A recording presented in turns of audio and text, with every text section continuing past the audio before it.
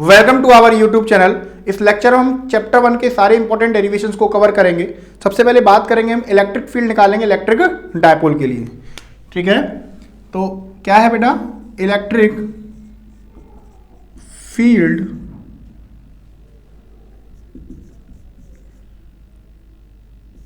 For electric dipole.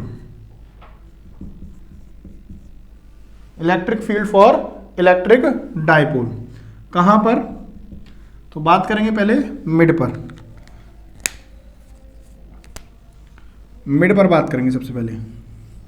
तो सबसे पहले हमें एक क्लियर होना जरूरी है कि आपका डायपोल क्या होता है। जैसे इलेक्ट्रिक डायपोल मींस आपके पास एक अरेंजमेंट होता है तो इक्वल एंड अपोजिट चार्ज का। देखो क्यू क्यू चार्ज इक्वल है लेकिन नेचर वाइज कैसे हैं, अपोजिट, जिनका सेपरेशन स्मॉल होता है। ठीक है, स्मॉल सेपरेशन, जिसको हम किससे रिप्रेजेंट करते हैं, 12 से। ठीक है बेटा, ये आपका क्या कहलाता है, डायपोल।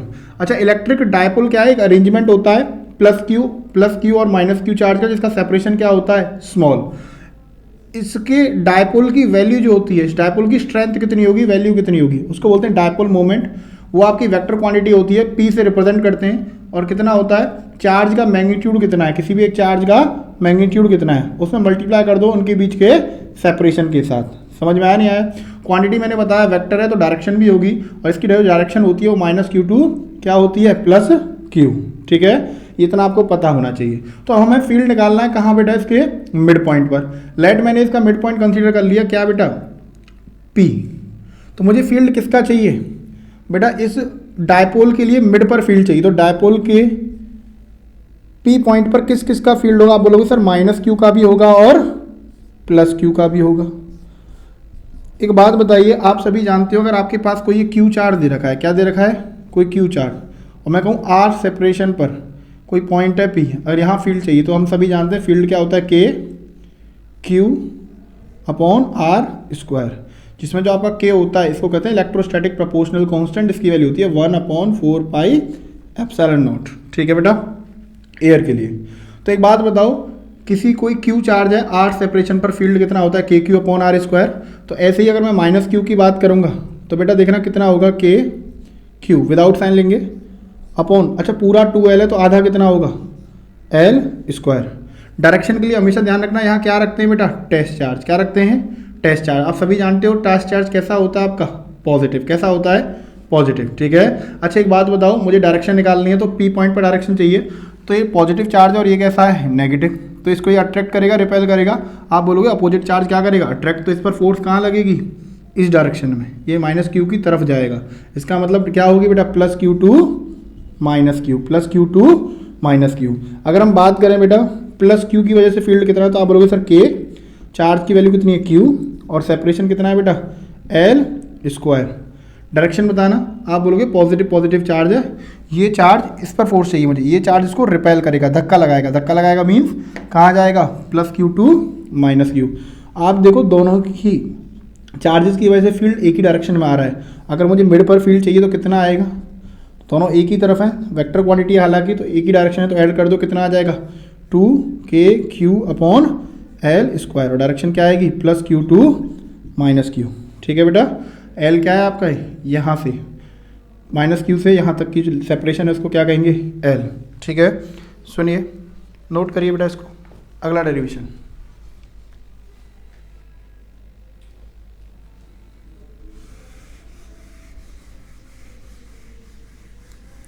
सबसे ज़्यादा इंपॉर्टेंट डेरिवेशन है आपका कहाँ बेटा, एक्सियल पर और इक्वेटोरियल पर। तो हम बात करेंगे इलेक्ट्रिक फील्ड की कहाँ, एक्सियल पर और इक्वेटोरियल पर। तो B सुनिए, कहाँ बात करेंगे, एक्सियल पर। अब एक्सियल क्या होता है, जैसे आपके पास ये डायपोल है, -q +q। सेपरेशन कितना है, हम सभी को पता है सेपरेशन कितना है बेटा, 2L। ठीक है, बुक वगैरह में 2A से भी रिप्रेजेंट करते हैं, कोई दिक्कत नहीं। अब एक्सियल क्या होगा, एक्सियल पॉइंट क्या होगा, तो डायपोल के मिड से एक्सिस है डायपोल की, आप इसके अलोंग चले जाओ। ठीक है, यहाँ भी जा सकते हो और यहाँ भी जा सकते हो। जितने भी आपको पॉइंट्स मिलेंगे सारे के सारे सभी पॉइंट्स कहलाएंगे आपके एक्सियल पॉइंट। सभी पॉइंट्स क्या कहलाएंगे आपके, एक्सियल पॉइंट। ठीक है, सभी पॉइंट्स क्या कहलाएंगे, एक्सियल पॉइंट। और उस मिड से, डायपोल के मिड से उस पॉइंट तक की डिस्टेंस, उस पॉइंट तक की डिस्टेंस क्या बनेगी आपकी एक्सियल डिस्टेंस। क्या बनेगी बेटा? Axial distance. यानी यहाँ पर जो आपकी एक्स है ये क्या है आपकी एक्सियल डिस्टेंस। क्या है? Axial distance. अब एक बात बताओ, वही सेम पी पॉइंट पर फील्ड चाहिए, तो पी पॉइंट पर फील्ड चाहिए किस किस की वजह से होगा? आप बोलोगे सर एक तो माइनस क्यू की वजह से आएगा और एक प्लस क्यू की वजह से। बताना माइनस क्यू की वजह से तो के विदाउट साइन क्यू, इस बार सेपरेशन तो ये बनेगा। अच्छा ये बताओ, ये मिड पॉइंट है ना, तो इसका मीन्स ये 2l है, तो ये कितना होगा? L L. तो ये कितना है बेटा? x, और ये कितना है? l। तो क्या बनेगा? x प्लस एल का whole square. x plus l का होल स्क्वायर। दोबारा सुनिए, ये सेपरेशन चाहिए, ये x है और ये कितना है बेटा? पूरा 2l है, मीन्स एल एल। तो x तो यहाँ तक है और ये l है, तो x प्लस एल का होल स्क्वायर। कोई डाउट? आगे सुनिए बेटा, अगर मैं डायरेक्शन की बात करूं तो यहाँ क्या रखूंगा? Test charge. मुझे फोर्स चाहिए इस पर, एक्सियल पॉइंट पर चाहिए बेटा। एक्सियल पॉइंट पर क्या चाहिए मुझे? फील्ड चाहिए। तो देखो ध्यान से, फील्ड आप टेस्ट चार्ज पर देखो फोर्स कहाँ लग रही है।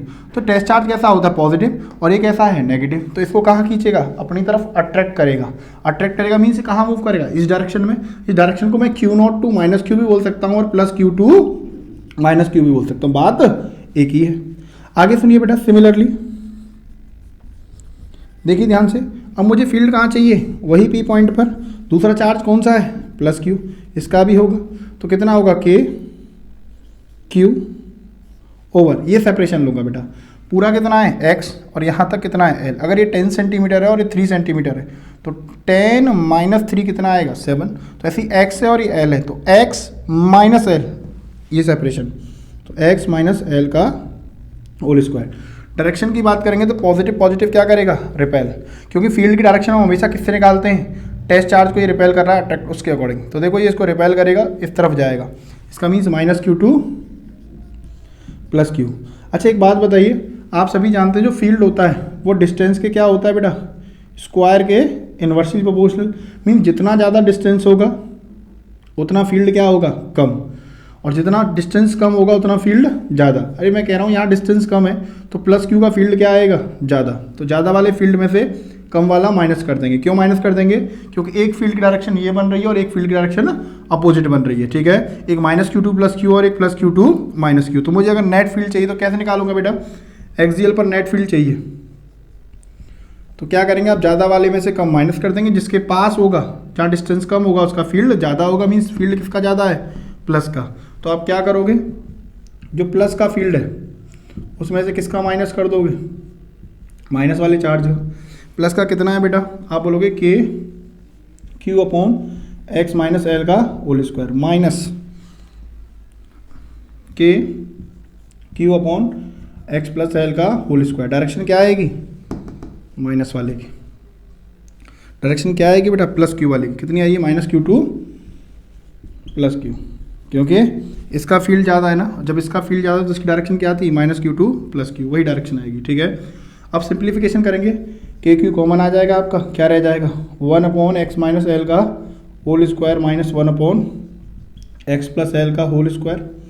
बेटा देखना, एलसीएम ले सकते हो, एक्स प्लस एल का whole square minus x minus l का होल स्क्वायर, आपस में multiply, x minus l x plus l. तो इनका इंडिविजुअल स्क्वायर है, मैं होल स्क्वायर कर सकता हूँ एक साथ। कोई डाउट यहाँ तक? ठीक है, आगे सुनिए बेटा, के क्यू है a square b square plus 2ab minus a square b square minus 2ab। नीचे क्या आएगा? A minus b a plus b, a square minus b square, a minus b और a plus b, a square minus b square का भी whole square. ये minus है, minus का multiply करूँगा तो ये देखो किसका हो जाएगा? माइनस का हो जाएगा। ये भी किसका हो जाएगा? माइनस का, और जो माइनस का है वो प्लस का। तो minus x square plus x square cut जाएगा, minus L square plus L square cut जाएगा। तो कितना आएगा? 2xl कितना हो जाएगा? 4xl। इतने को नोट करो पहले।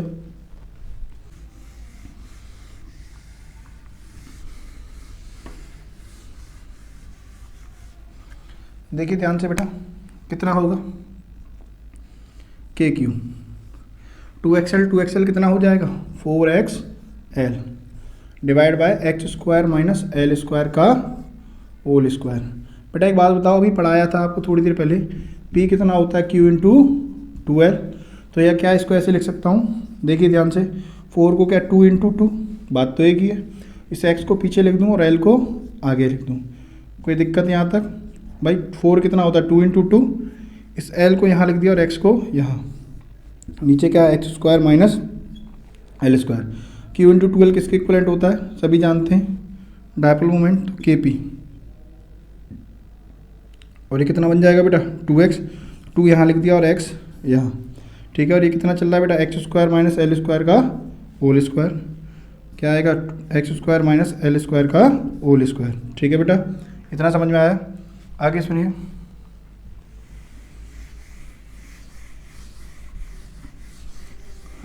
आगे सुनिए। अगर मैं कह रहा हूँ बेटा, सपोज करिए x की वैल्यू बहुत बहुत ज़्यादा है, मीन्स ये लेंथ बहुत बहुत ज़्यादा है और l की वैल्यू बहुत बहुत कम है, यानी अगर x is much much greater than l, यानी x अगर ज़्यादा है इसका मीन्स क्या है बेटा, l बहुत छोटा है। अगर l बहुत छोटा है तो डायपोल की लेंथ क्या है, शॉर्ट, तो इसी को बोलते हैं शॉर्ट इलेक्ट्रिक डायपोल। क्या बोलते हैं, शॉर्ट इलेक्ट्रिक डायपोल, ठीक है बेटा। अब एक बात बताओ, जब x बहुत बड़ा है तो l बहुत छोटा है, और बहुत छोटे नंबर का स्क्वायर जब आप करते हो तो और छोटा आता है, तो छोटे को मैं नेगलेक्ट कर सकता हूँ, तो कितना आएगा यहाँ आपका 2kp x अपॉन, बेटा इसको तो मैं पूरा नेगलेक्ट कर दूंगा, देखो ध्यान से, तो क्या बचेगा एक्स स्क्वायर का स्क्वायर, तो कितना बनेगा x raise to the power 4। बेटा एक पावर है, यहाँ से कैंसिल आउट हो जाएगी, तो कितना बनेगा 2kp अपॉन एक्स क्यू। ये कहाँ पर फील्ड आया है, एक्सियल पर। डायरेक्शन क्या है बेटा, अभी जो चल रही थी वहाँ पहले भी लिखवाई थी, -q2 प्लस q, या फिर आप इसको वेक्टर फॉर्म में ऐसे भी लिख सकते हो। एक्सियल पर कितना फील्ड आया है भाई, 2 तो कांस्टेंट है, k भी कांस्टेंट है, डायपोल मोमेंट वेक्टर क्वांटिटी है, ठीक है, मीन्स ये दोनों तो स्केलर है, और x q, तो इसका मीन्स जहाँ डायपोल मोमेंट की डायरेक्शन, डायपोल मोमेंट की डायरेक्शन क्या होती है -q2 प्लस q, तो एक्सियल पर फील्ड की डायरेक्शन क्या आएगी -q2 प्लस q, ठीक है बेटा। इतने को नोट करिए, फिर आगे बात करते हैं।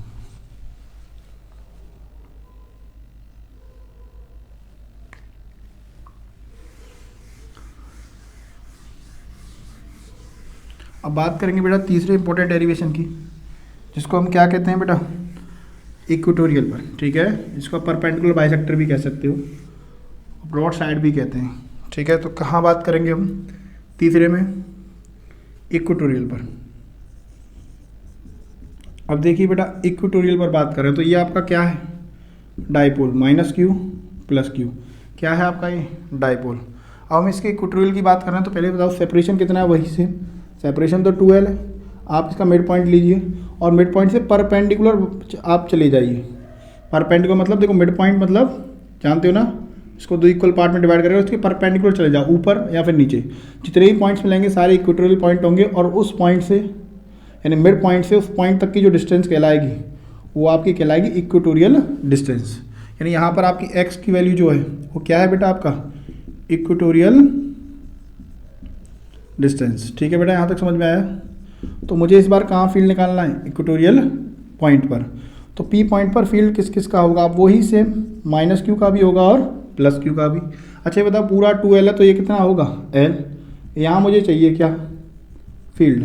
तो बेटा एक बात बताओ, -q का कितना होगा, k q अपॉन ये डिस्टेंस, अरे x है और ये l है, ये हम क्या है बेटा आपका परपेंडिकुलर ऊपर गए, परपेंडिकुलर बाइसेक्टर भी कह सकते हैं क्योंकि मिड पॉइंट है। तो एक बात बताओ, ये x है और ये क्या है l, तो कितना बनेगा x square plus L square, ठीक है।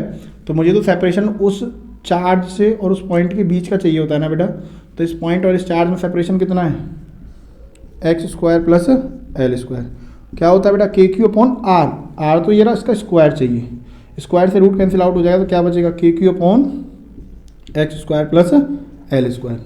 डायरेक्शन के लिए बताओ बेटा यहाँ क्या रखेंगे, आप सभी को पता है डायरेक्शन के लिए यहाँ क्या रखते हैं, टेस्ट चार्ज। टेस्ट चार्ज कैसा रहता है, पॉजिटिव। बताना नेगेटिव चार्ज इसको क्या करेगा, पॉजिटिव को अपनी तरफ अट्रैक्ट करेगा, इसका मतलब ये किस तरफ मूव करेगा, Q0 टू -q, कहाँ मूव करेगा, Q0 टू -q, कहाँ मूव करेगा, Q0 टू -q, ठीक है। अब एक बात बताओ, +q का भी तो फील्ड होगा, तो +q का फील्ड कितना होगा, सिमिलरली आप बोलोगे ये होगा k q अपॉन ये सेपरेशन लूँगा, अब एक बात बताओ, ये x है, ये भी कितना है l, तो ये भी सेपरेशन कितना आएगा x square plus L square. तो देखो ध्यान से बेटा, जब आप ये लोगे तो कितना आएगा के क्यू अपॉन आर स्क्वायर, और जब इसका स्क्वायर करोगे तो वही सेम आएगा x square plus L square. ठीक है, डायरेक्शन बताना बेटा क्या आएगी, तो आप बोलोगे सर ये पॉजिटिव है, ये भी पॉजिटिव है, इसको क्या करेगा, रिपेल करेगा। रिपेल करेगा मीन्स इसकी डायरेक्शन कुछ ये बनेगी, तो क्या लिखेंगे बेटा plus q to q naught. कैसे, ये भी पॉजिटिव है, ये भी पॉजिटिव है, इस पर डायरेक्शन चाहिए, ये इसको क्या करेगा, इसको ये वाला चार्ज धक्का देगा, तो कहाँ जाएगा q plus q to q naught. ठीक है, अब यार बेटा देखो ध्यान से, दोनों ही वैल्यू क्या है, इक्वल है कि नहीं है, क्या मैं इसको ई बोल सकता हूँ लेट, तो ये भी आपका कितना हो जाएगा ई। समझ में आया। अच्छा एक बात, तो ये एंगल कितना है थीटा, तो ये एंगल भी कितना होगा थीटा। समझ में आया नहीं आया। ठीक है, आप देख सकते हो दोनों ही ट्रायंगल, देखो सभी साइड्स क्या है बराबर, तो सभी एंगल्स भी क्या होंगे बराबर होंगे। ठीक है, आगे सुनिए बेटा, ये अगर मैं इसका देखो ध्यान से आगे चलें, तो एक देखो ये डायरेक्शन कहाँ आ रही है बेटा, ये, और एक डायरेक्शन कहाँ आ रही है, मीन्स एक पर फील्ड प्लस क्यू की वजह से तो ये आ रहा है ई, और माइनस क्यू का कहाँ आ रहा है बेटा, q naught to minus q, q naught to minus q मतलब ये इस तरफ आ रहा है। कोई डाउट। तो आप देखो ध्यान से, अगर इसके मैं पैरेलल लाइन स्केच कर दूँ तो कुछ इस तरीके से लाइन आएगी, सही है कि नहीं। अगर मैं पैरेलल लाइन स्केच कर दूँ तो कुछ इस तरीके से आएगी।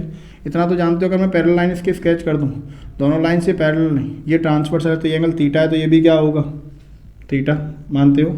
और इतना भी जानते हो, sum of two interior angles is equals to opposite exterior, इन दोनों का एंगल्स का सम थीटा थीटा बाहर वाले के बराबर होगा टू थीटा, तो थीटा थीटा पूरा कितना होगा टू थीटा, ये नीचे वाला कितना बन चुका है थीटा, तो रिमेनिंग क्या रह गया होगा थीटा।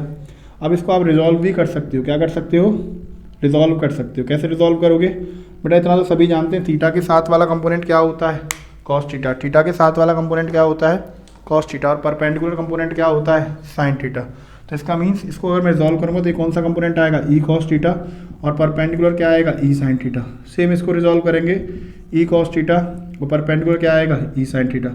बेटा वेक्टर क्वांटिटी है फील्ड, ऊपर ई साइन थीटा नीचे ई साइन थीटा, तो नेट वाई के अलोंग कितना बनेगा जीरो, तो जो नेट फील्ड आएगा आपका क्या आएगा इसके अलोंग आएगा। ठीक है, माइनस के एक्स के अलोंग, तो कितना आएगा नेट फील्ड, तो आप बोलोगे equal by E cos, equivalent कितना होगा बेटा ई कॉस थीटा कितना होगा टू ई कॉस थीटा।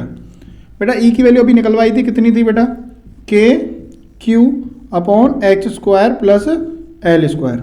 बताना आप कॉस थीटा कितना है, आप बोलोगे सर कॉस थीटा कितना है, जैसे भी हमने ट्राइंगल बेटा यहाँ पर आपका ये डायपोल बना रखा था हमने माइनस क्यू प्लस क्यू, यहाँ पर कितना था ये आपका एक्स, ठीक है, ये कितना था आपका एल, और ये एंगल कितना था थीटा। सेम यहाँ भी आपका कितना था थीटा।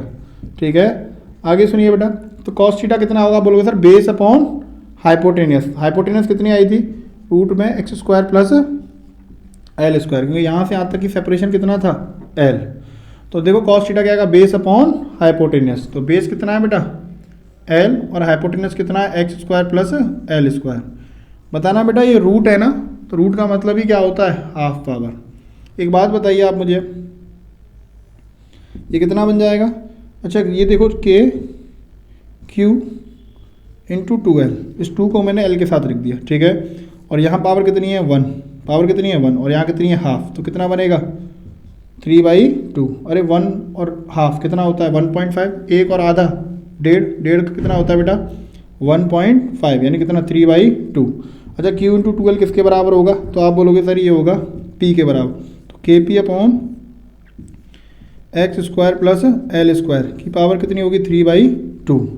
अब बात करते हैं बेटा हम किसकी, जब आपका डायपोल की लेंथ बहुत बहुत छोटी होगी, यानी एक्स बहुत बहुत बड़ा है और एल बहुत बहुत छोटा है, यानी एक्स बहुत बड़ा है और एल बहुत छोटा है, तो डायपोल क्या है आपका शॉर्ट। तो उस केस में क्या होगा बेटा, ये बनेगा के पी अपॉन एल स्क्वायर, तो बहुत छोटा है तो उसको हटा दो, तो एक्स स्क्वायर इंटू 3/2, 2 से 2 कट जाएगा, तो क्या बचेगा आपका के P upon x Q. Direction क्या आ रही थी, ये डायरेक्शन कौन सी आ रही है, आप सभी को पता है ये डायरेक्शन कौन सी है बेटा plus q to minus q, plus q to minus q. अच्छा आप देखो यहाँ ये आपको याद होना चाहिए। ठीक है, अच्छा बेटा देखना ध्यान से है, अभी मैंने आपको एक्सियल कितना कराया था, ठीक है, इतना हो गया, पहले नोट करो इतने को, फिर आगे बात करेंगे, नोट करो इतने को।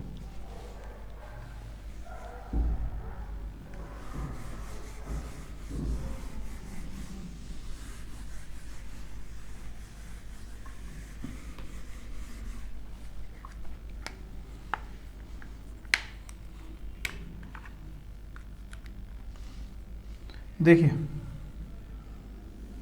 ये आपका क्या था बेटा, minus q plus q. Dipole की डायरेक्शन क्या होती है, हम जानते हैं डायपोल मूवमेंट की, minus q to plus q. Mid पर अगर याद हो तो फील्ड आया था क्या, plus q to minus q. Axial point आपका यहाँ कहीं था, एक्सियल पर फील्ड की डायरेक्शन क्या थी, ये थी आपकी एक्सियल, ई एक्सियल, ठीक है, कितनी थी, minus q to plus Q, ये ई एक्सियल है, ठीक है बेटा। ये आपका ई मिड है, ये मिड की डायरेक्शन आई थी, ठीक है, ये एक्सियल की थी। याद करो इक्वेटोरियल की डायरेक्शन क्या थी, तो आप बोलोगे सर इक्वेटोरियल की डायरेक्शन कुछ ये आई थी, ये कौन सी थी, इक्वेटोरियल, ठीक है बेटा।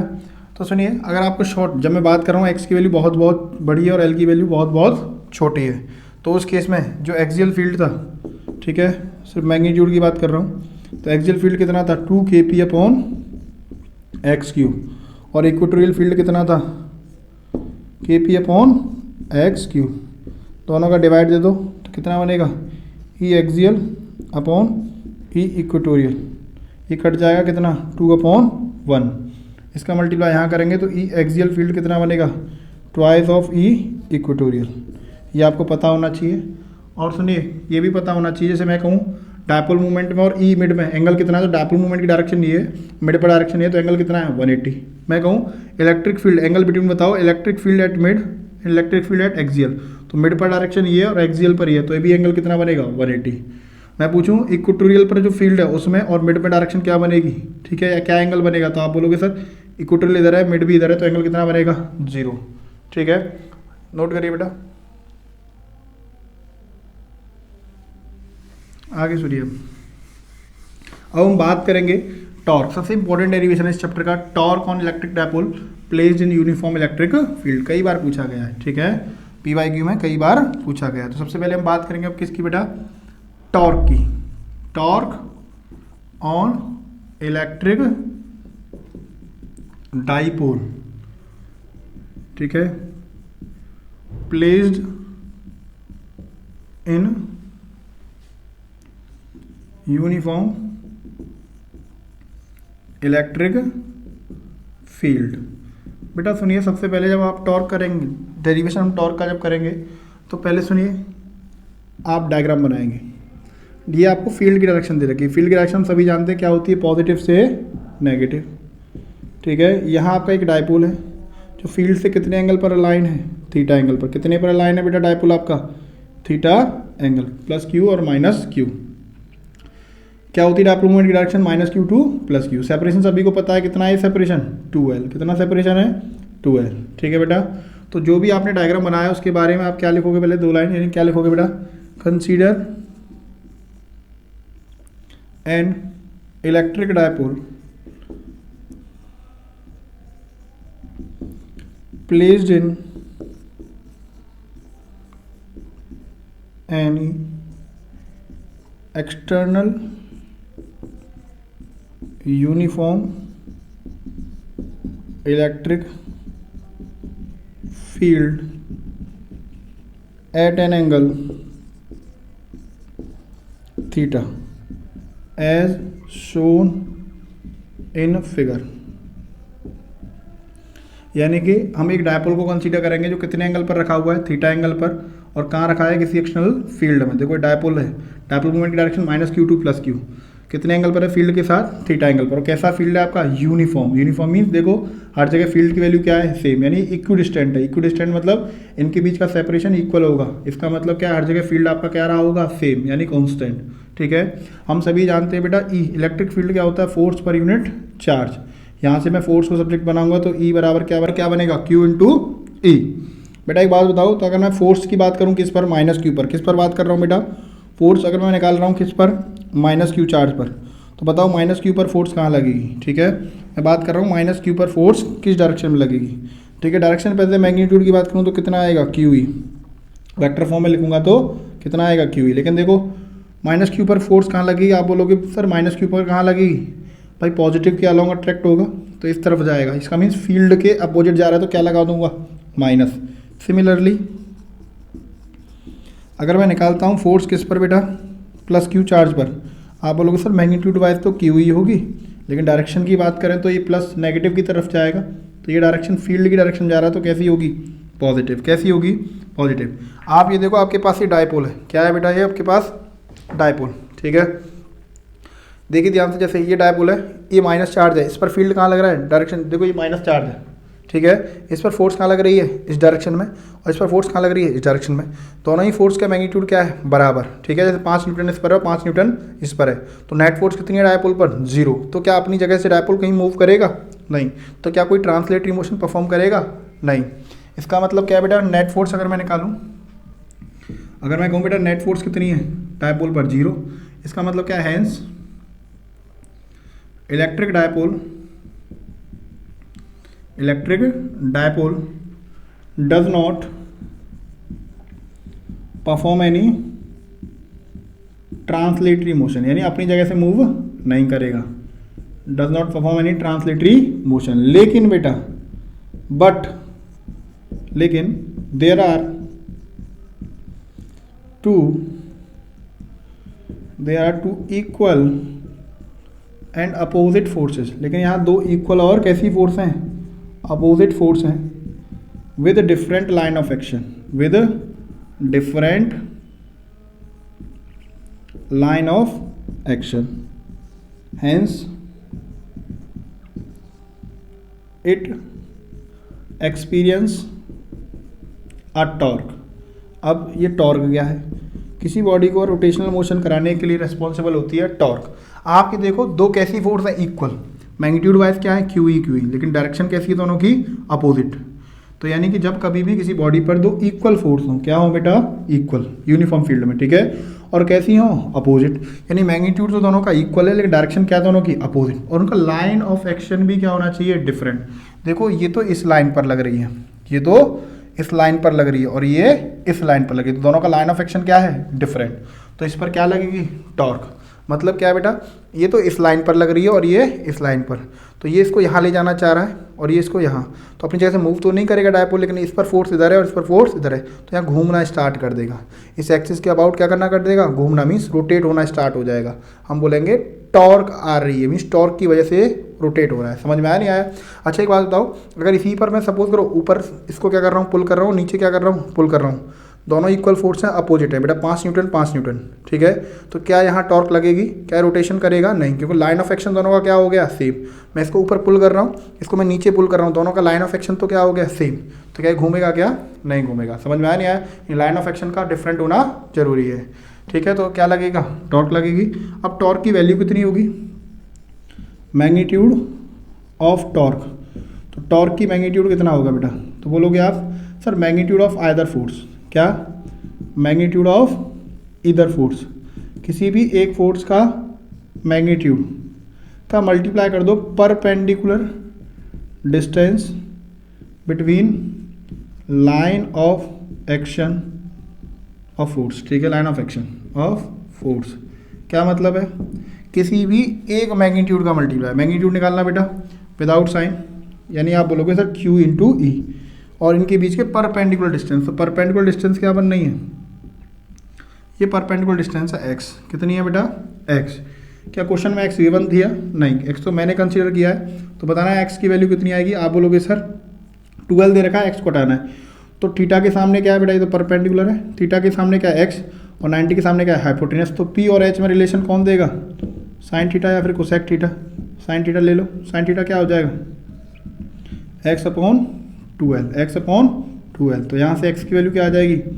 12 साइन थीटा, 12 साइन थीटा। तो x को किससे रिप्लेस कर देंगे हम? x को हम किससे रिप्लेस कर देंगे? 12 साइन थीटा। इतना तो सभी को समझ में आ गया होगा। q इंटू 12 क्या होता है? p। q इंटू 12 क्या होता है? p। तो ये क्या बनेगा? P e sine theta, p e sine theta, ठीक है। और बेटा a dot b, a b cos theta, और a cross b, a b sine theta. ये आ रहा है पी ई साइन थीटा। इसका मतलब ये क्या रहा होगा? आपका रहा होगा p क्रॉस ई। पहले तो नोट कर लो, फिर बताएंगे, ठीक है। नोट करो।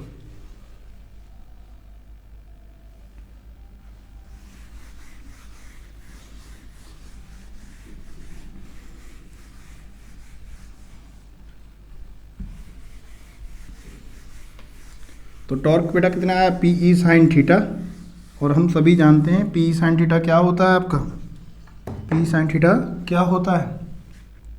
तो आप बोलोगे सर टॉर्क है पी साइन थीटा, तो इसका मतलब पी साइन थीटा जो हमारा आया है इसको बोलेंगे पी क्रॉस ई, ठीक है, यानी क्रॉस प्रोडक्ट हो जाएगा, जिसमें आपका जो थीटा है ना ये किसके बीच में, एंगल बिटवीन पी और ई। पी डायपोल मोमेंट है आपका, ये इलेक्ट्रिक फील्ड वेक्टर है, और ये क्या है, टॉर्क, ठीक है।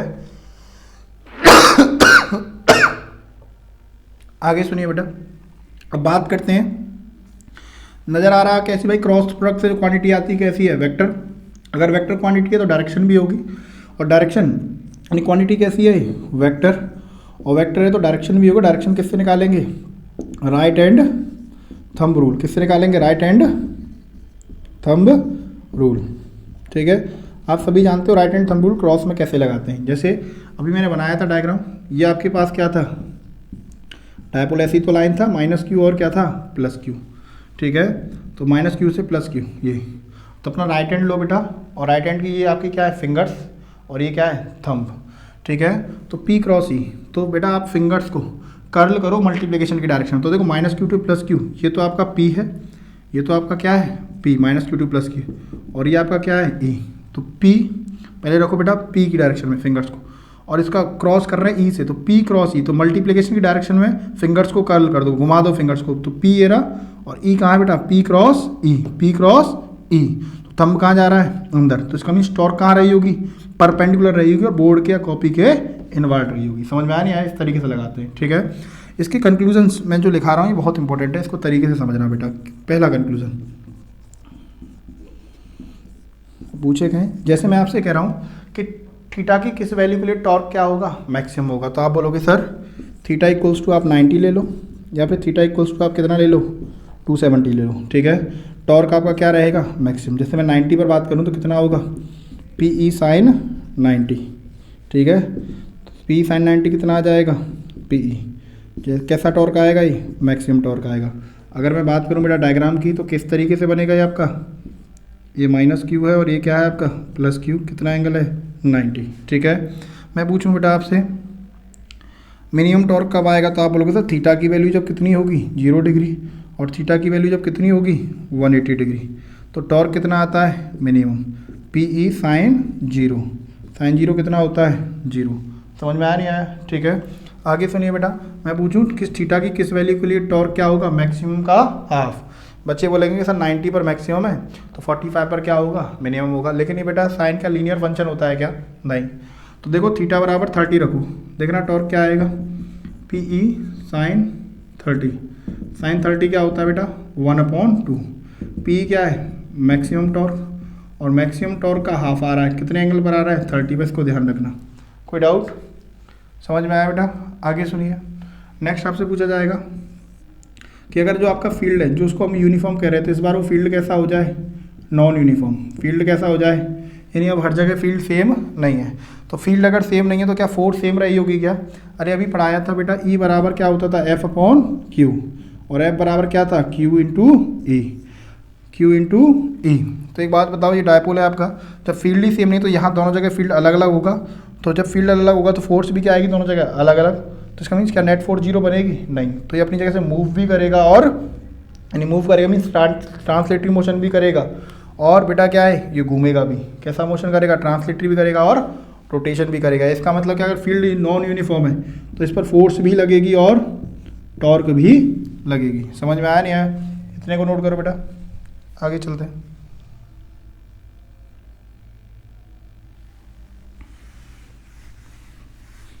अब बात करेंगे बेटा electric potential energy stored in electric dipole when placed in uniform electric field. यानी कि अभी तो अपने टॉर्क की बात करी, ठीक है। अब अगर हम इस डायपोल को उसी फील्ड में अगर रखा हुआ है तो इस पर इलेक्ट्रिक पोटेंशियल एनर्जी कितनी रही होगी, ठीक है। ये भी डेरिवेशन आपको आना चाहिए, क्या बेटा, इलेक्ट्रिक पोटेंशियल, पूरा नाम लिखना आप, energy on electric dipole stored on electric dipole placed in uniform electric field, ठीक है। यानी डायपोल पर पोटेंशियल एनर्जी कितनी होगी जब वो किसी फील्ड में रखा हुआ है। देखो बेटा ये आपका डायग्राम था भी वही सेम, ऐसे डायपोल रखा हुआ था, ठीक है। ये क्या है आपका माइनस क्यू चार्ज और यहाँ आपका क्या है प्लस क्यू। ये कितना सेपरेशन है थीटा, ठीक है, सॉरी ये कितना एंगल है थीटा, और सेपरेशन कितना है 2L। अच्छा अभी बताओ बेटा, मैंने बताया था ये P था minus q to plus q, और ये आपका क्या था E। तो बताना बेटा P क्रॉस E। वैसे भी देखो इस पर डायरेक्शन फील्ड फोर्स इस डायरेक्शन में थी और इस पर अपोजिट, इसका मतलब क्या है बेटा, तो ये इसको आगे ले जाना चाहेगा और ये इसको पीछे, तो घूमना ऐसे स्टार्ट करेगा। तो टॉर्क इस पर क्लॉकवाइज लग रही है कि एंटी क्लॉकवाइज लग रही है, तो आप बोलोगे सर क्लॉकवाइज लग रही है। घड़ी इसी डायरेक्शन में, बेटा घड़ी में जो क्या होते हैं बेटा आपके जो हैंड्स होते हैं, ठीक है, क्लॉक में जो हैंड्स होते हैं आपकी सुई जो होती हैं वो इसी डायरेक्शन में घूमती हैं, तो मीन से क्लॉकवाइज लगेगी।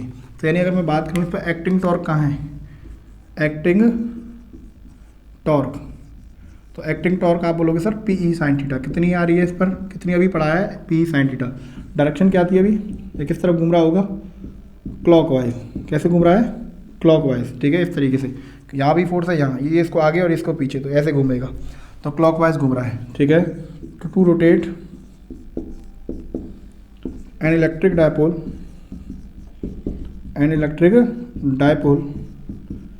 इन एंटी क्लॉकवाइज डायरेक्शन। अगर मैं डायपोल को एंटी क्लॉकवाइज घुमाना चाहता हूँ, कि अपने आप घूम जाएगा, नहीं, work have to be done, हमें काम करना पड़ेगा।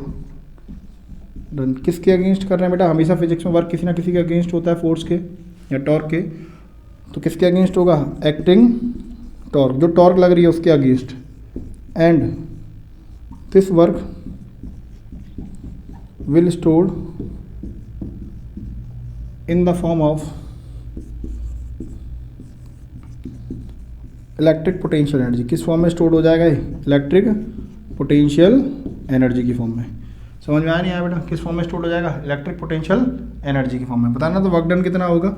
आप सभी जानते हैं जो वर्क होता है बेटा वो F.S होता है, ठीक है, ट्रांसलेशन मोशन में, ट्रांसलेटरी में। लेकिन यहाँ मैं रोटेट करना चाहता हूँ तो फोर्स के एनालॉगस कौन सी क्वांटिटी होती है, टॉर्क। अच्छा एक बात बताओ बेटा, मैं सपोज करो चाह रहा हूँ, या डायग्राम को गंदा नहीं कर रहा हूँ, मैंने इसको बहुत छोटा सा डिस्प्लेस किया, कितना डी थीटा, तो वर्क कितना होगा भाई, वर्क होता था फोर्स इंटू डिस्प्लेसमेंट। अगर डिस्प्लेसमेंट ds है तो वर्क भी क्या आएगा dw, यानी डिस्प्लेसमेंट छोटा सा है तो वर्क भी छोटा सा। तो देखो ध्यान से, जब मैं इसको रोटेट करूंगा बेटा, तो डिस्प्लेसमेंट सपोज करो मैंने कितना किया डी थीटा, तो वर्क डन भी कितना होगा बेटा dw, बहुत छोटा सा वर्क डन, ठीक है। यानी work done by electric dipole, sorry work done by us in rotating anti clockwise direction, कितना होगा dw बराबर टॉर्क डॉट डी थीटा। अगर मैं बात करूँ बेटा टॉर्क कितनी लग रही है, तो आप बोलोगे sir P e sine theta. देखना बेटा मैं टॉर्क कहाँ लग रही इतनी, तो इसका मीन्स अगर मैं घुमाना चाह रहा हूँ इसको, तो आप ध्यान से देखोगे इनका डॉट प्रोडक्ट से आएगा, तो डिस्प्लेसमेंट कितना कर रहा हूँ डी थीटा, यानी मुझे टॉर्क किस डायरेक्शन में लगानी पड़ेगी, इधर।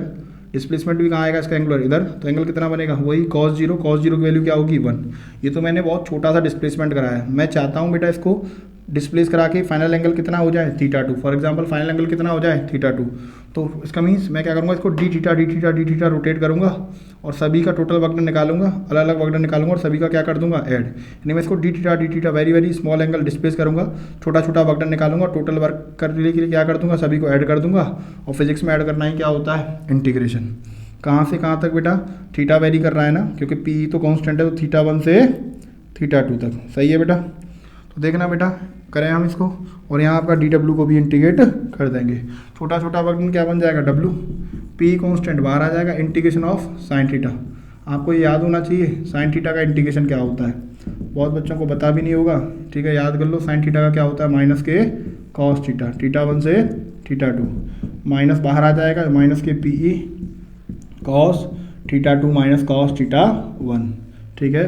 तो वर्क आया आपका इतना, ये वर्क एक लाइन हो गई बहुत सुंदर सी, this work will stored in the form of electric potential energy. यानी ये वर्क किस फॉर्म में स्टोर्ड होगा, इलेक्ट्रिक पोटेंशियल एनर्जी में। और इलेक्ट्रिक पोटेंशियल हम 10th में 11th में ही पढ़ के आ रहे हैं, हमेशा चेंज होता है, तो डेल्टा यू से रिप्रेजेंट करेंगे, माइनस के p E cos θ2 minus cos θ1। बेटा आपको सभी को पता है पी क्या है, इलेक्ट्रिक डायपोल मूवमेंट, ई क्या है आपका इलेक्ट्रिक फील्ड, θ2 क्या है बेटा, इसको लिख लेते हैं, पता होना चाहिए। ये फाइनल एंगल है, बाद में कितना हो गया, किस किस के बीच में बेटा, between P vector and E vector, और थीटा वन क्या है, इनिशियल एंगल। ठीक है, ये लिखाने की जरूरत नहीं है। देखो बेटा इसको जल्दी से,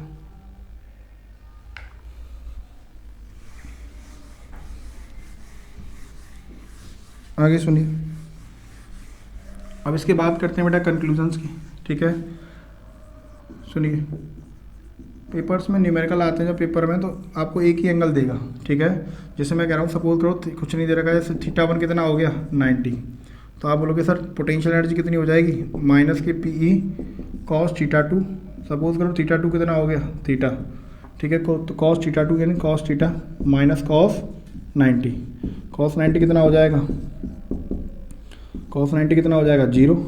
अच्छा, पी ई कॉस थीटा, भाई ए बी कॉस थीटा क्या होता है, ए डॉट बी, तो पी कॉस थीटा क्या होगा, पी डॉट ई, यानी जो पोटेंशियल एनर्जी है, स्केलर क्वांटिटी हम सभी जानते हैं, डॉट प्रोडक्ट से आती है किसके, इलेक्ट्रिक डायपोल मोमेंट और इलेक्ट्रिक फील्ड वेक्टर के। और थीटा वन 90 होगा, इसका मीन्स इसी को बोलते हैं बेटा थीटा वन 90। इसका मीन्स मैंने मान लिया कि जो डायपोल है आपका पहले से ही कितना एंगल बना के बैठा है 90। ठीक है, समझ में आया नहीं आया, थीटा वन कितना है 90, इसी को बोलते हैं जीरो एनर्जी पोजिशन। क्या कहते हैं इसको, जीरो एनर्जी पोजिशन। सही है बेटा, मैं पूछूंगा आपसे, चलिए, थीटा बराबर 0 डिग्री पर कितनी पोटेंशियल एनर्जी होगी, तो आप बोलोगे डेल्टा यू बराबर, सर आपने पढ़ाया भी, माइनस के P cos theta, P cos 0 तो कितना आएगा, माइनस के पी। अच्छा, पोटेंशियल एनर्जी नेगेटिव आ रही है, इसका मीन्स मिनिमम है मैक्सिमम है, तो आप बोलोगे सर ये मिनिमम है। अगर मैं बात करूँ डायग्राम की तो कैसे बनेगा, आप बोलोगे सर डायग्राम कुछ इस तरीके से होगा, माइनस क्यू प्लस क्यू, ये फील्ड है आपका, कोई डाउट यहीं पर मैं आपसे पूछूँ। ठीक है, क्या बेटा, थीटा बराबर बताना 180 पर कितनी होगी, तो आप बोलोगे सर डेल्टा यू बराबर माइनस के पी कॉस 180, कॉस 180 क्या होता है -1, तो कितना आ जाएगा प्लस के पी। अच्छा, ये प्लस की आ रही है तो मैक्सिमम आ रही है मिनिमम आ रही है, तो आप बोलोगे सर ये कैसी आ रही है, मैक्सिमम। डायग्राम की बात करूँ तो कैसे बनेगा, ये इलेक्ट्रिक फील्ड है, पॉजिटिव से नेगेटिव, अपोजिट एंगल चाहिए तो क्या आएगा -q2 + q, इस तरीके से। क्यों, क्योंकि फील्ड ऐसे है पॉजिटिव से नेगेटिव, और फील्ड डायपोल मोमेंट इधर, जब तो एंगल कितना बनेगा 180। बेटा एक बात बताओ, आप सभी को पता है थीटा 0 पर और थीटा 180 पर भी पढ़ाया था, टॉर्क कितना होता है 0 होता है, और फील्ड अगर यूनिफॉर्म है तो टॉर्क भी 0 है और फोर्स भी क्या है आपका 0, फील्ड यूनिफॉर्म है तो टॉर्क भी 0 और क्या है फोर्स भी 0। अच्छा, टॉर्क 0 होता है, फोर्स 0 होता है, इसी को हम क्या कहते हैं, इक्विलिब्रियम। क्या कहते हैं, इक्विलिब्रियम। समझ में आया नहीं आया, ठीक है।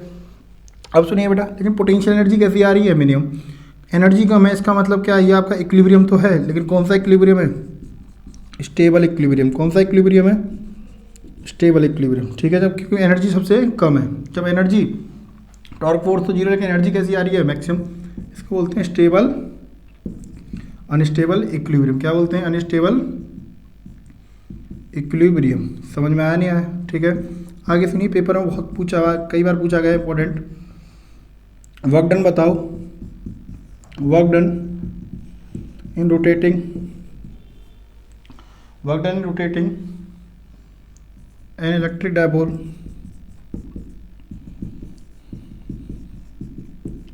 From stable equilibrium to unstable equilibrium. यानी कितना वर्क करना पड़ेगा जब डायपोल को हम कहाँ से कहाँ लेके जाएंगे,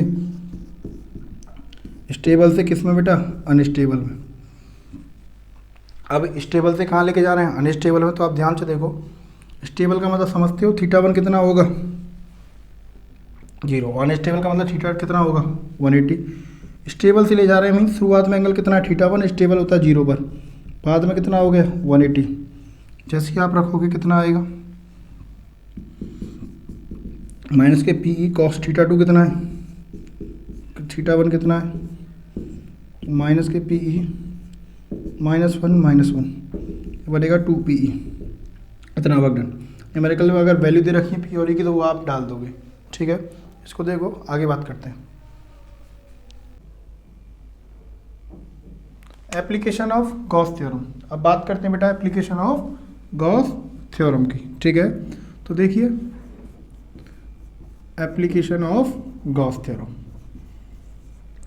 तो जो सबसे पहला एप्लीकेशन होगा गॉस थ्योरम का, उसमें हम निकालेंगे इलेक्ट्रिक फील्ड। क्या निकालेंगे, इलेक्ट्रिक फील्ड। और इलेक्ट्रिक फील्ड किसके लिए निकालेंगे बेटा?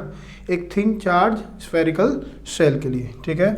तो इलेक्ट्रिक फील्ड किसके लिए निकालेंगे? सबसे पहला जो एप्लीकेशन होगा वो पढ़ेंगे electric field for thin charge spherical shell.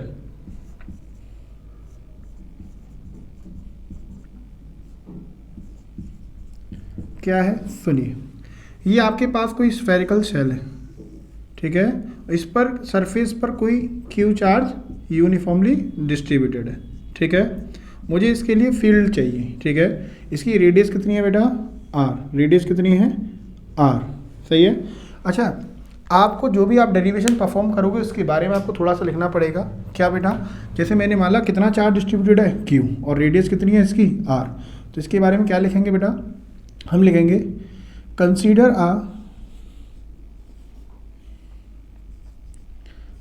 a spherical shell,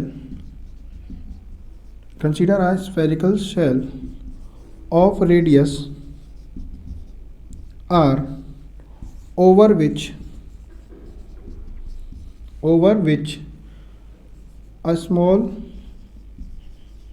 q charge is uniformly distributed, ठीक है। तो इसका मीन्स आपके पास एक स्फेरिकल शेल है और जिसकी रेडियस आर है और एक क्यू चार्ज है जो यूनिफॉर्मली डिस्ट्रीब्यूटेड है उसके कहाँ पर बेटा? ठीक है, ये यूनिफॉर्मली डिस्ट्रीब्यूटेड कहाँ है? उसके सरफेस पर। तो हम जानते हैं इसकी सरफेस चार्ज डेंसिटी क्या होगी? सिग्मा। क्या होगी? सिग्मा। सिग्मा कितनी होती है?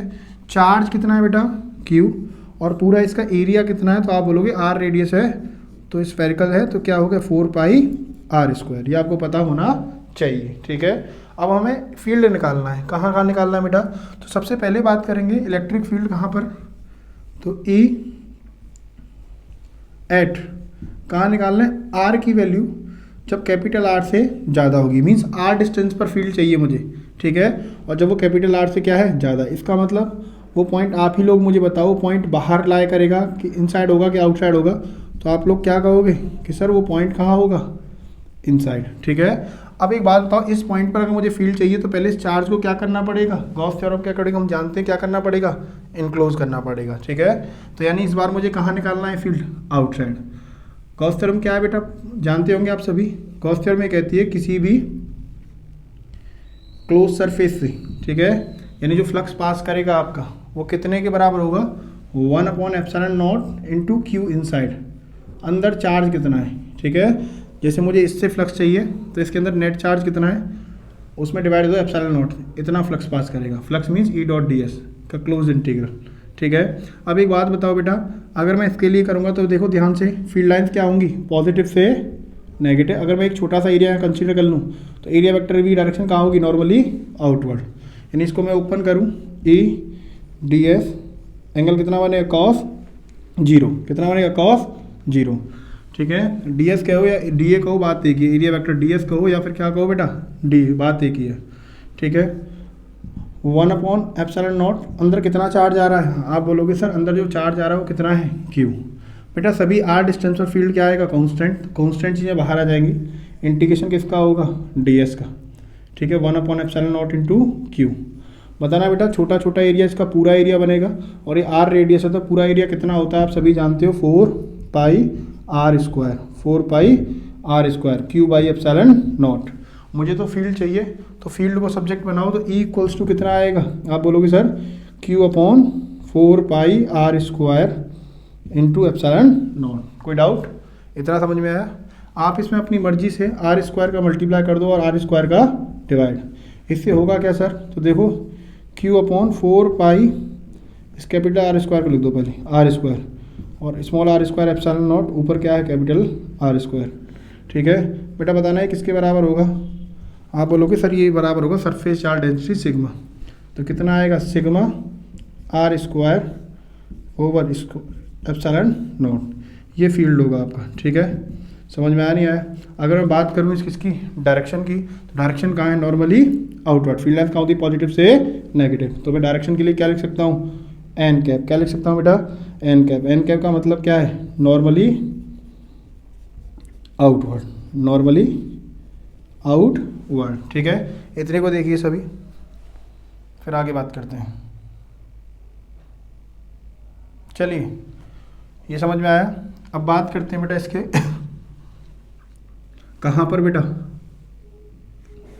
सेकंड पॉइंट पर बात करेंगे इसके।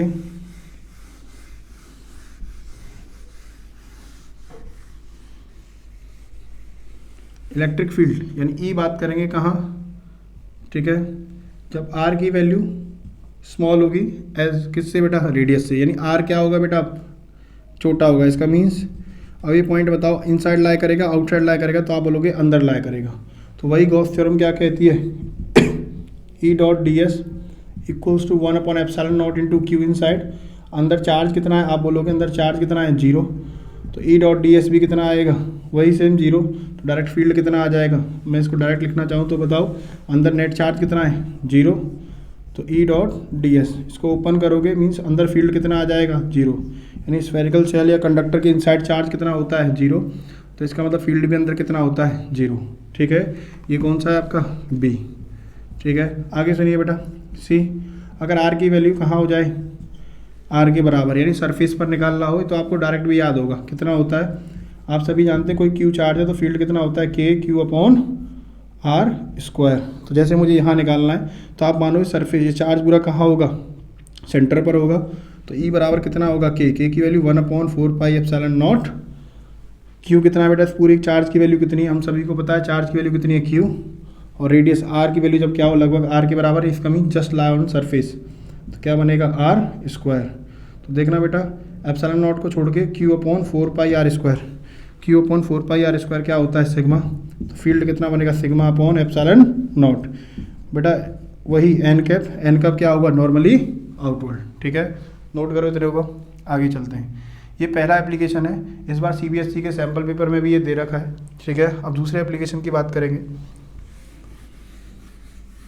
इस बार हम इलेक्ट्रिक फील्ड निकालेंगे किससे? गॉस थ्योरम की हेल्प से, एक लाइन ऑफ चार्ज के लिए, यानी electric field for line of charge. ठीक है, यानी हमारे पास क्या होगा? एक वायर होगा जिसकी लेंथ पर चार्ज डिस्ट्रीब्यूटेड होगा और हम उसके लिए क्या निकालेंगे? Electric field. ठीक है बेटा, तो देखिए ध्यान से। दूसरा क्या है बेटा? Electric field. Electric field due to line of charge. यानी मेरे पास क्या है? ये कोई कंडक्टर है और कंडक्टर कैसा है बेटा? यानी straight line, linear charge wire है। ठीक है, इसके लिए मुझे फील्ड चाहिए। कहाँ फील्ड चाहिए? आर डिस्टेंस पर। तो कितनी लेंथ है इसकी आपको पहले पता होना चाहिए। तो आप लिखोगे कि इसकी लेंथ कितनी है। ठीक है, ठीक है, तो आगे सुनिए बेटा, इसकी लेंथ कितनी है। तो यहाँ पर आप देखिए ध्यान से, इसकी लेंथ कितनी होगी? तो आप बोलोगे सर इसकी लेंथ कितनी है? L, और चार्ज कितना है इस पर? Q। लेंथ कितनी है? L और चार्ज कितना है? Q। आगे सुनिए, तो इसके बारे में क्या लिखोगे? Consider a wire of length L over which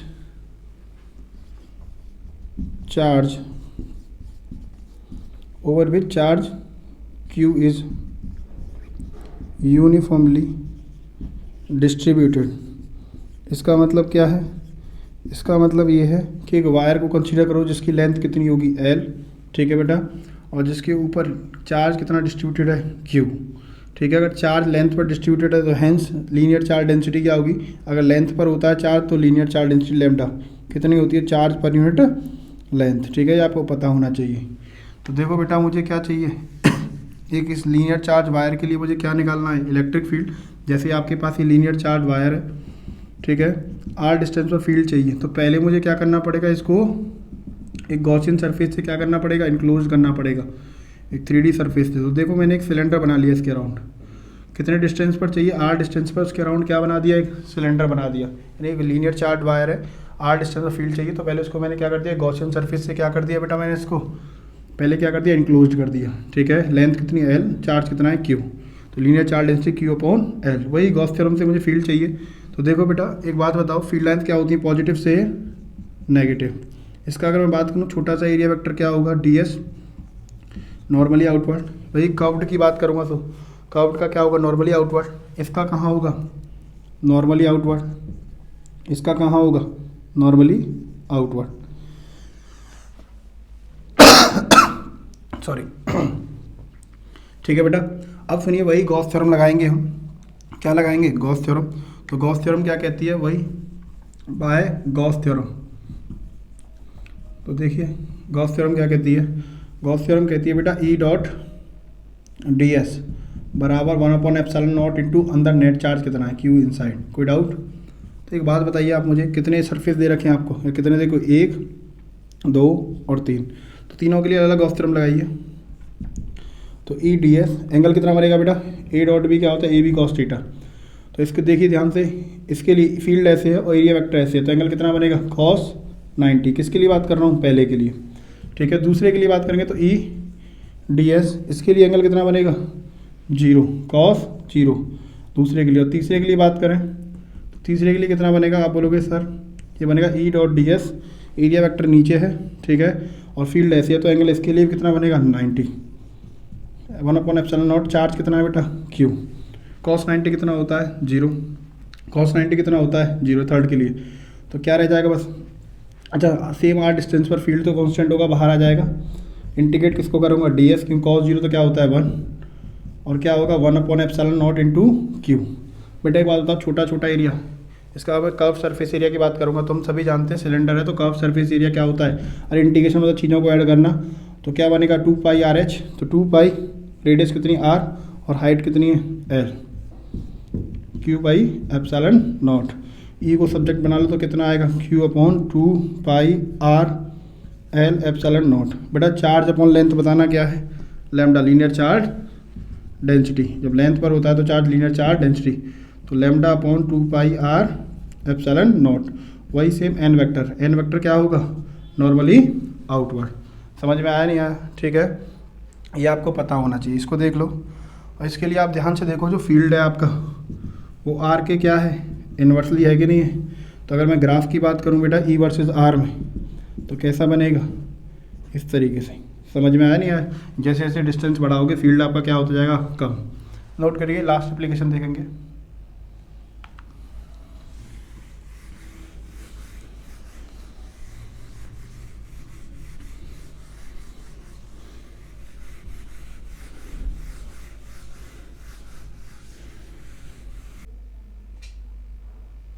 चलिए तीसरा एप्लीकेशन बात करते हैं। क्या बेटा, इलेक्ट्रिक फील्ड। अब हम किसके लिए निकालेंगे, electric field due to infinite plane sheet. एक प्लेन शीट होगी मेरे पास, क्या होगी, एक प्लेन शीट होगी, और कैसी होगी, चार्ज होगी और यूनिफॉर्मली चार्ज होगी, जो जिसका एरिया क्या होगा इनफाइनाइट, एरिया क्या होगा इनफाइनाइट। ठीक है, तो लेट सपोज करो कितना चार्ज है इसके पास Q और एरिया कितना है A। तो क्या लिखेंगे, कंसीडर अ प्लेन शीट, एक प्लेन शीट को कंसीडर करो, ठीक है, of large area, large area कितना है इसका A, and charge Q is uniformly distributed over it's area. कहाँ है इसके डिस्ट्रीब्यूटेड, जो चार्ज है इसके एरिया पर। तो सिग्मा क्या होगा, सरफेस चार्ज डेंसिटी, पूरा टोटल चार्ज कितना है Q और एरिया कितना है A। ठीक है बेटा, अब काफ़ी बड़ा इसका एरिया है, तो क्या आप इसको क्लोज कर पाओगे, इनक्लोज कर पाओगे गॉस थ्योरम लगाने के लिए, गॉसियन सरफेस से क्या इसको क्लोज कर पाओगे, नहीं। तो मैं क्या करूँगा, इसका एक छोटा सा सेगमेंट को क्या करूँगा, क्लोज करूँगा। ठीक है, तो अब सुनिए क्या किया बेटा, मैंने यहाँ पर एक सिमेट्रिक गॉसियन सरफेस बनाया, और कौन सा सिमेट्रिक बनाया बेटा, यहाँ पर जो बनेगा वो आपके लिए कौन सा बनेगा, सिलेंडर। यानी ऐसे समझिए ये आपके पास प्लेन शीट है और इसमें से सिलेंडर है इस तरीके से। ठीक है, क्या पूरे को क्लोज कर पाएगा, नहीं, तो कुछ ही एरिया को क्लोज कर पाएगा। ठीक है बेटा, और कुछ ही चार्ज को क्लोज कर पाएगा। इतना तो हम सभी जानते हैं, अगर चार्ज यूनिफॉर्मली डिस्ट्रीब्यूटेड है तो सिग्मा हर जगह क्या रहेगा, कांस्टेंट रहेगा। अगर सपोज करो इतने में चार्ज कितना आया है क्यू डैश और इसका एरिया कितना है ए डैश, तो भी किसके बराबर होगा, सिग्मा के बराबर। अब मुझे इलेक्ट्रिक फील्ड चाहिए, बताओ फील्ड डायरेक्शन क्या होती है, पॉजिटिव से नेगेटिव, पॉजिटिव से नेगेटिव, इस तरीके से शीट है, पॉजिटिव से नेगेटिव, पॉजिटिव से नेगेटिव। फील्ड लाइन्स क्या होंगी बेटा, पॉजिटिव से नेगेटिव। ठीक है, आगे सुनिए बेटा, इसका एरिया वेक्टर कहाँ होगा, डी एस नॉर्मली आउटवर्ड, इसका area vector D S normally outward, और इसका एरिया वेक्टर कहाँ होगा, इस तरीके से। वही सेम गॉस थ्योरम लगा देंगे बाय क्या बेटा, Gauss theorem, by Gauss theorem. क्या कहती है हम सभी जानते हैं Gauss theorem, e dot d s, e dot d s बराबर कितना होता है, 1/ε0 इंटू क्यू इनसाइड, अंदर चार्ज कितना है। एक बात बताओ बेटा, तीनों के लिए अगर मैं अलग अलग लगाऊंगा तो कैसे होगा। अगर मैं बात करूं इसको 1, इसको मैं कह रहा हूं 2 और इसको क्या कह रहा हूं 3, तो 1 में देखना बेटा डी एस भी इधर है, फील्ड भी इधर है, तो ई dot d S cos angle कितना बनेगा 0, 1 के लिए। दूसरे के लिए बात करूं, एरिया वेक्टर ऊपर है, फील्ड कैसे है आगे की तरफ, दूसरे के लिए तो कितना बनेगा, ई dot d S means E D S cos 90। अगर मैं बात करूं किसकी बेटा, तीसरे के लिए, एरिया वेक्टर भी इधर है, फील्ड भी इधर है, तो क्या बनेगा, ई डॉट डी एस को ई डी एस कॉस 0। ठीक है, और ये कितना बनेगा 1/ε0 इंटू अंदर चार्ज कितना है बेटा, सपोज करो कितना चार्ज आया है क्यू डैश, कितना आया है क्यू डैश, कॉस 90 तो 0 होता है, ये तो पूरा हट जाएगा। ठीक है, देखना बेटा ई डॉट डी एस, तो ई कॉन्स्टेंट बाहर आ जाएगा, डी एस का इंटीग्रेशन, ऐसे ही ई कॉन्स्टेंट बाहर, integration of d s 1/ε0 into Q dash. बताना इसका छोटा छोटा एरिया, छोटा छोटा एरिया ये किसके बराबर होगा, इसी के बराबर, और एरिया कितना है ए डैश, तो कितना आएगा ई ए डैश प्लस छोटा छोटा एरिया मीन्स ए डैश, क्योंकि इंटीग्रेशन का मतलब होता है चीज़ों को ऐड करना, बराबर 1/ε0 इंटू क्यू डैश, तो कितना बनेगा 2e A dash equals to 1/ε0 into Q dash. ठीक है, इंटू क्यू डैश। समझ में आया बेटा, मुझे फील्ड चाहिए तो फील्ड को सब्जेक्ट बनाओ तो क्या बनेगा, Q dash upon 2a dash ε0। ठीक है कि नहीं, समझ में आया नहीं आया। ठीक है बेटा, चलिए इतने को नोट करिए, फिर आगे बात करते हैं। आगे सुनिए, तो आप ध्यान से देखिए बेटा, फील्ड कितना आया, तो आप बोलोगे सर जो फील्ड आया वो कितना आया, equals to Q dash upon 2a dash ε0। पता ना Q dash upon A dash, charge पर यूनिट एरिया क्या होगा सिग्मा, तो सिग्मा अपॉन 2ε0। वेक्टर फॉर्म में लिखूंगा तो एन कैप, एन कैप क्या होता है, यूनिट वेक्टर, और कहाँ होता है बेटा, नॉर्मली आउटवर्ड, नॉर्मली आउटवर्ड। ठीक है, पॉजिटिव चार्ज ले रखा है मैंने। ठीक है, इतना समझ में आया। क्या डिस्टेंस पर डिपेंड कर रहा है, नहीं। एक बात ध्यान रखना बेटा, जो हम डिस्टेंस ये लेते हैं, ठीक है, कम ही लेते हैं, ज़्यादा डिस्टेंस नहीं लेते हैं। यानी कि ई क्या है बेटा, आर के क्या है, क्या डिस्टेंस पर फील्ड वेरी कर रहा है, नहीं, तो कैसा है, कॉन्स्टेंट। एक ग्राफ बनेगा इस तरीके से। समझ में आया नहीं आया। आगे सुनिए बेटा, आपके पास 2 प्लेन शीट है, ठीक है। अगर आप आगे से देखोगे सिर्फ आपको ये लाइन दिखाई देंगी, ठीक है कि नहीं बेटा। आपके पास क्या है बेटा, ये 2 प्लेन शीट है, आगे से देखोगे सिर्फ आपको क्या दिखाई देंगी, लाइन, ठीक है। तो सुनिए, मैं चाहता हूँ कि अगर मैं एक प्लेन शीट के लिए तो कितना आया है, सिग्मा अपॉन 2ε0, ठीक है। तो अगर मैं 2 शीट ले लूँ, एक पॉजिटिव चार्ज है, इसके इंडक्शन से यहाँ कैसी चार्ज हो गई, नेगेटिव। मैं चाहता हूँ ए, बी और सी 3 जगह फील्ड निकालना। बताना बेटा, इसकी वजह से क्या डिस्टेंस पर डिपेंड करता है, नहीं। कितना फील्ड आएगा, सिग्मा अपॉन 2ε0। इसकी वजह से भी कितना आएगा, सिग्मा अपॉन 2ε0। डायरेक्शन के लिए क्या रखूँगा यहाँ, टेस्ट चार्ज। अच्छा, पॉजिटिव पॉजिटिव क्या करेगा, रिपेल, और नेगेटिव पॉजिटिव क्या करेगा, अट्रैक्ट। यानी दोनों ही शीट का फील्ड इतना आएगा और एक ही डायरेक्शन में आएगा। ऐड करोगे तो कितना बनेगा, 2 sigma upon 2ε0, that is sigma upon ε0। जबकि ए पर बात करें तो बेटा देखना, ए की वजह से कितना आएगा, सिग्मा अपॉन 2ε0, ठीक है। ए पर इसकी वजह से, प्लस की वजह से इतना, माइनस की वजह से भी मैग्नीट्यूड वाइज तो इतना ही आएगा। लेकिन डायरेक्शन के लिए क्या रखेंगे, टेस्ट चार्ज। पॉजिटिव पॉजिटिव क्या करता है, रिपेल, और नेगेटिव पॉजिटिव क्या करता है, अट्रैक्ट। एक दूसरे को कैंसिल आउट कर देगा तो नेट फील्ड यहाँ कितना बनेगा, 0। जबकि यहाँ बी पर कितना बनेगा, सिग्मा अपॉन ε0। सेम सी पर भी आपका इस तरीके से कितना बनेगा, 0, क्योंकि आप जब टेस्ट चार्ज रखोगे तो नेगेटिव पॉजिटिव क्या करेगा, अट्रैक्ट, और पॉजिटिव पॉजिटिव क्या करेगा, रिपेल। तो यहाँ भी कितना बनेगा, 0। जो पहला एप्लीकेशन कराया था ना गॉस थ्योरम में, उसका बेटा ग्राफ और देख लो, ई वर्सेस आर में, ठीक है। तो आपको पता है बेटा, आपने देखा निकाला था, जैसे आपके पास ये क्या था, स्फेरिकल सेल थी, तो अंदर फील्ड कितना था, 0। तो अंदर फील्ड कितना है, 0। लेकिन सरफेस पर आते ही वो क्या हो गया था, मैक्सिमम। सरफेस पर आके क्या हो गया था, मैक्सिमम। और उसके बाद क्या होगा, फिर ये घटना स्टार्ट करेगा। आपने एक्सप्रेशन में देखा था सरफेस पर कितना था, 1/4πε0 इंटू Q/r², और उसके बाद ये फिर r² से क्या कर रहा था, वेरी। तो इस तरीके से ग्राफ आएगा E वर्सेस R में, ठीक है। यहाँ तक हुए आपके सारे इंपॉर्टेंट डेरिवेशंस कवर चैप्टर 1 के। इसके बाद इंपॉर्टेंट क्वेश्चन डिस्कस करेंगे, लास्ट प्रीवियस ईयर क्वेश्चन, ठीक है। Thank you.